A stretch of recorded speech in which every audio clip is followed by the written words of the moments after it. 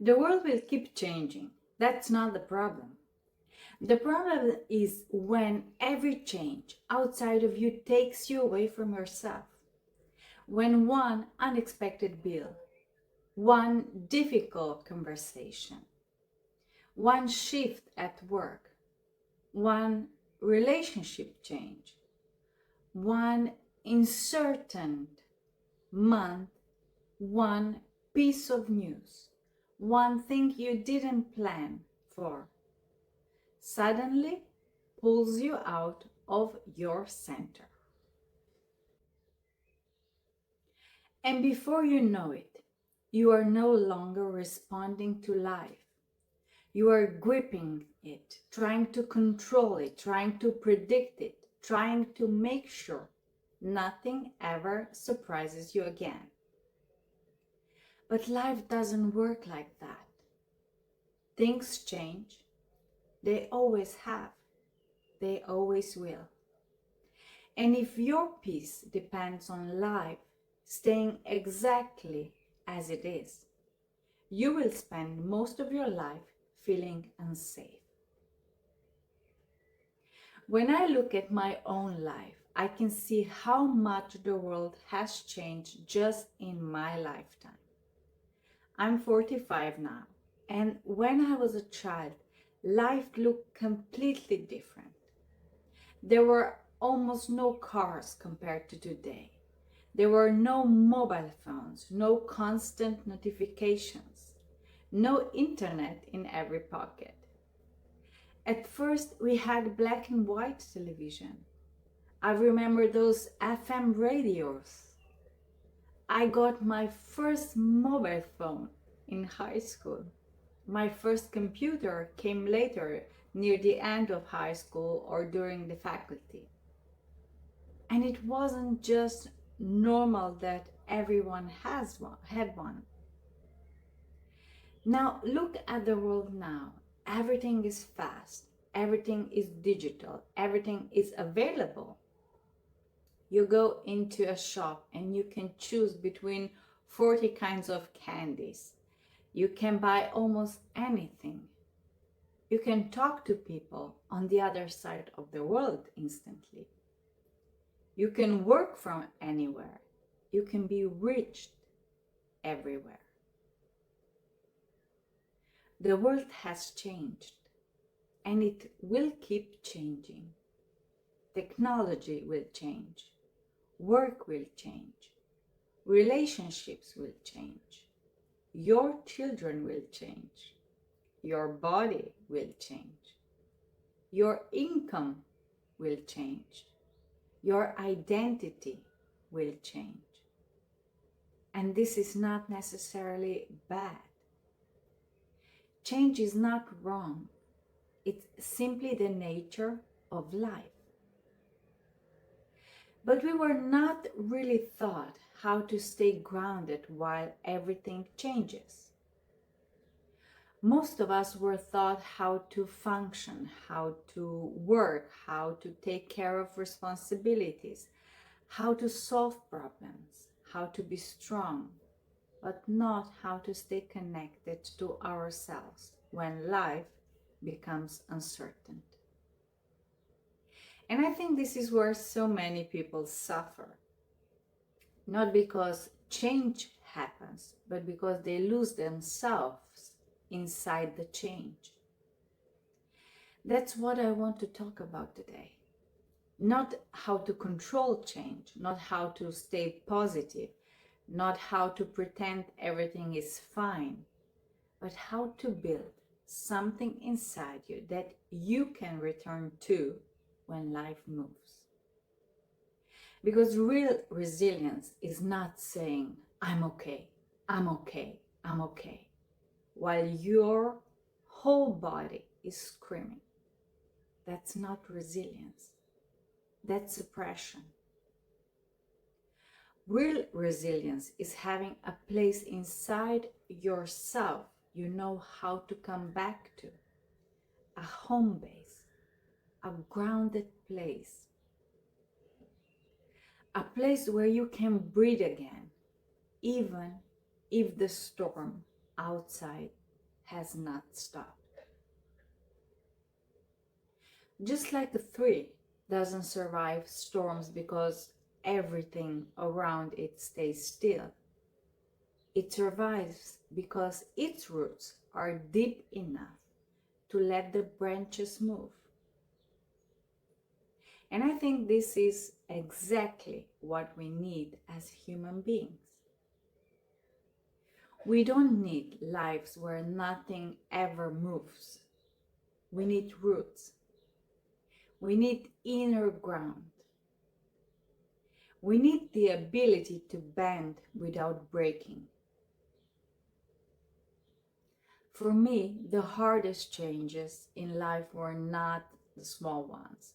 They were the kind of changes that shake your whole identity. One of them was going from being married to being divorced.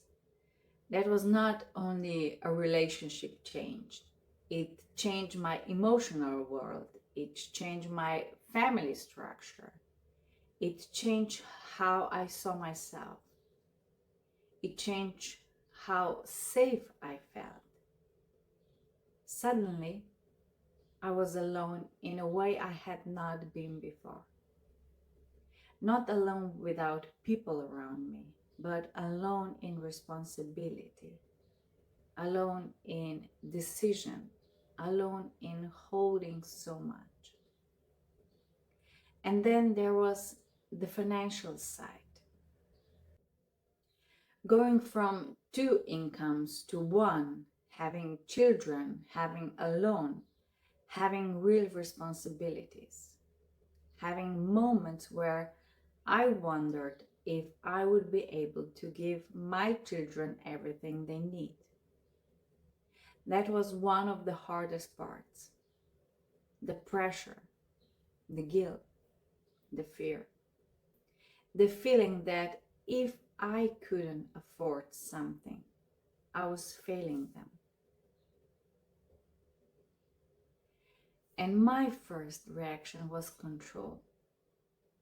I tried to control everything, plan everything, think through every possible outcome, prepare for every scenario. I overthought so much that I couldn't sleep.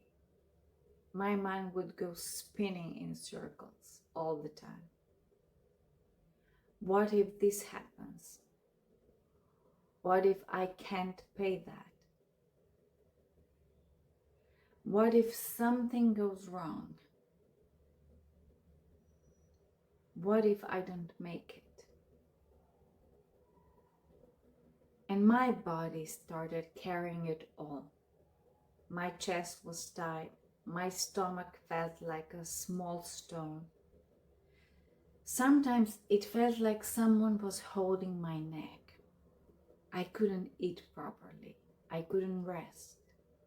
Even when I was awake, I felt like some strange version of myself, functioning on the outside but almost hibernating on the inside. I was doing what needed to be done, but I was not alive in a way I wanted to be. I was tired, but sleep wasn't solving it, because the real exhaustion was not only physical, it was the exhaustion of trying to control life so it wouldn't hurt me again. And eventually I had to see something. My control was not creating safety. It was creating suffering. It was making my body smaller, my breath shorter, my mind louder, and my life tighter. And I think many women know this place. You tell yourself you're being responsible. And maybe you are, but underneath, your nervous system is living as if everything is an emergency. Every change feels like a threat. Every uncertainty feels like danger. Every unknown becomes something you must solve immediately. but you cannot solve your whole future tonight. You cannot control every outcome. You cannot make life stay still. And peace doesn't come from having everything figured out. Peace comes when you stop asking your mind to carry what only life can unfold step by step. This was one of the biggest shifts for me. I had to learn to let go. Not in a passive way, not in a way where I stopped taking responsibility, but in a sense that I stopped gripping life so tightly, especially in financial moments. When I felt tight chest, that fear, that sense of I don't have enough, I started coming back to what is true right now. Not the disaster story, not the future panic, right now. I will remind myself, I have enough to feed my children. I have enough to get through this month. We are okay today. I will find the next step. Things will work out step by step. And that did not magically solve everything, but it did change the state I was in. And when my state changed, I could see more clearly. Because when you're in fear, you don't see solutions. You see survival stories. You see worst case scenarios. You see lack. You see danger. You see everything that could go wrong.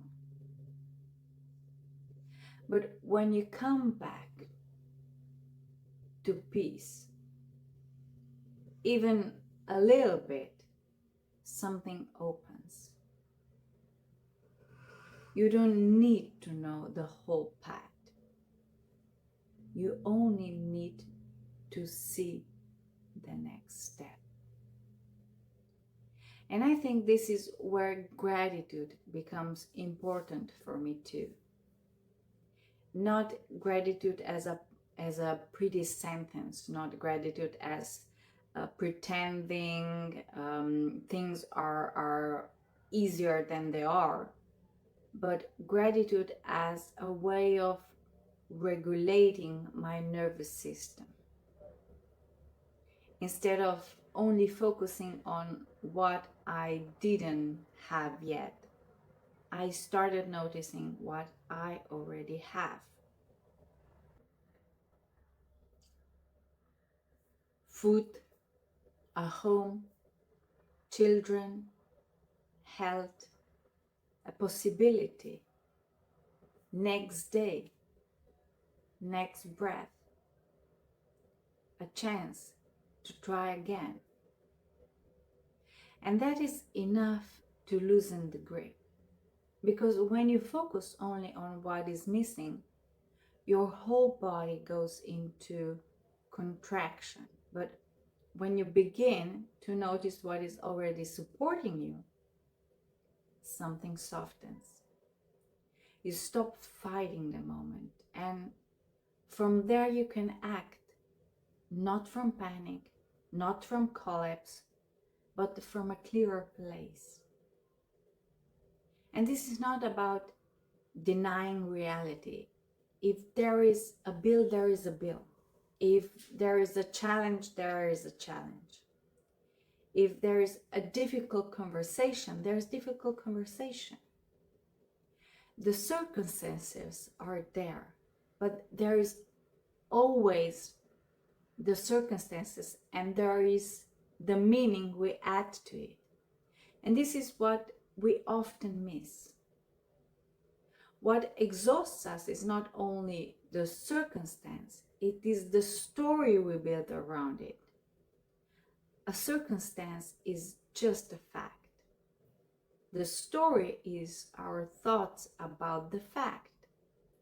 We tell ourselves This means I'm failing. This means I'm not safe. This means everything is falling apart. This means I won't be okay. And once those thoughts take power, our body responds as if they are absolute truth. And this is where awareness matters, because awareness gives you a small space, a pause, a moment where you can ask, what is actually happening? And what am I imagining will happen? What is the fact? And what is the fear? Those questions changed so much for me, because so often I wasn't reacting to life. I was reacting to my thoughts about life. And when I could see that, even slightly, I could come back to myself. And this is the heart of coming home to yourself. It's not a perfect calm state where nothing touches you. It is the ability to notice when you've been pulled away and return again and again and again.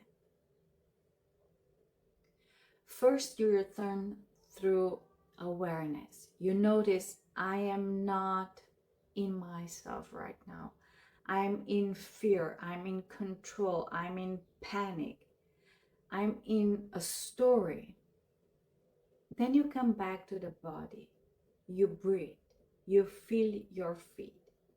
You soften your jaw. You notice your chest.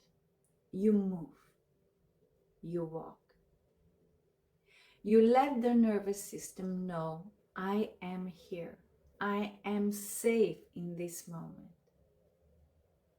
And then you come back to what is true. Not everything your mind is predicting.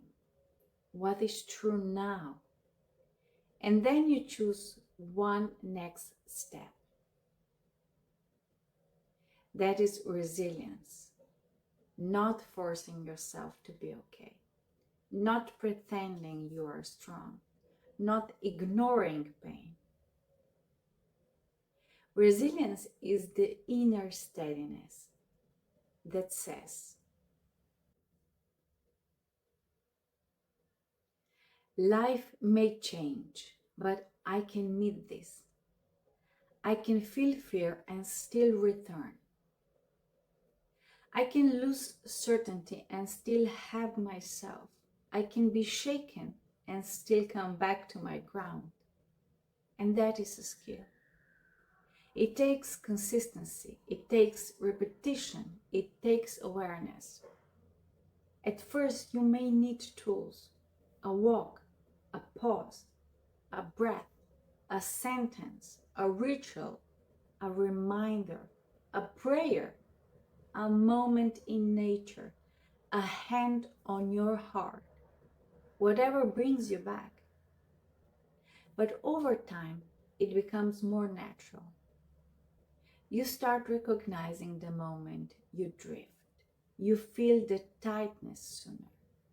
You notice the story sooner.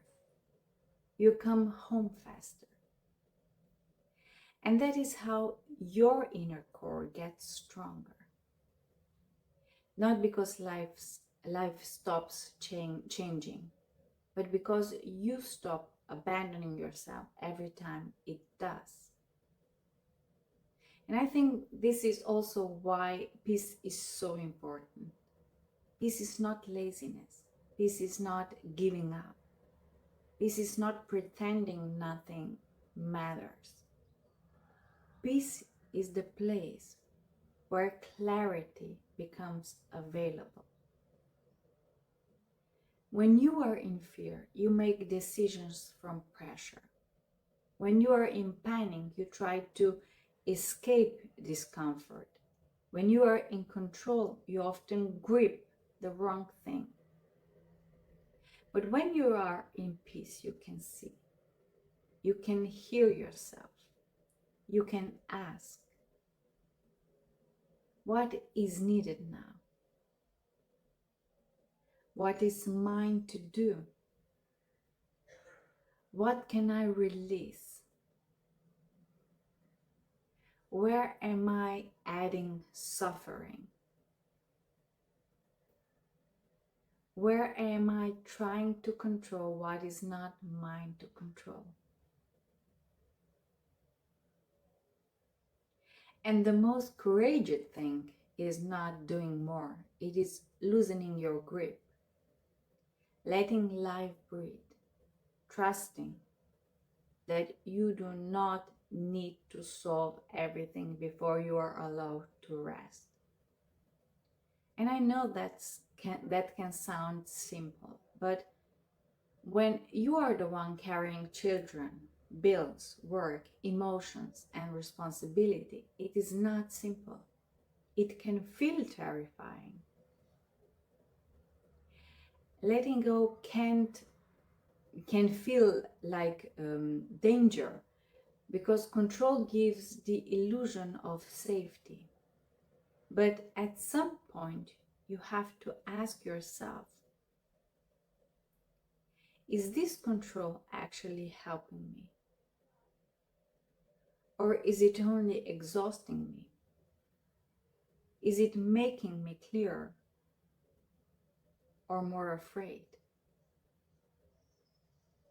Is it creating solutions or keeping my body in survival mode? Because if control is costing you your health, your sleep, your peace, your presence, and your joy, then it is not protecting anymore anyone. It has become another storm. And that is where trust begins. Not blind trust, not fantasy, not passivity, but the quiet kind of trust that says, I don't know everything yet, but I can meet the next step. I don't have the whole future solved, but I am here now. I can be grateful for what is present while still moving forward toward what needs to change. I can let go without giving up. I can have faith without becoming careless. And I can build a life where my peace does not depend on everything outside staying the same. That is freedom. Because if your inner state depends on the outside world behaving perfectly, you will never feel free. But if you build a strong inner ground, then life can move, and you can move with it. The branches can bend, the weather can change, the season can turn, but your roots hold. So today ask yourself, where am I trying to control change because I don't trust myself to adapt? Where am I gripping so tightly that I can't breathe? Where am I focusing only on what is missing instead of seeing what is already supporting me? And what would change if I come back to peace first before trying to solve everything? You don't need to force yourself into resilience. You build it by returning, by noticing, by softening, by choosing the next step, by remembering that life has carried you through many changes already, and you are still here. Maybe different, maybe wiser, maybe softer in some places and stronger in others, but still here. And that is proof that you have more capacity than your fear is telling you. Change will keep coming. That is life.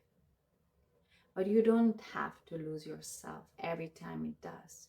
You can come back to your body, to your breath, to your values, to what is true now, to your inner ground, to yourself. Resilience is not becoming unshakable. It is knowing how to return when life shakes you. Welcome home.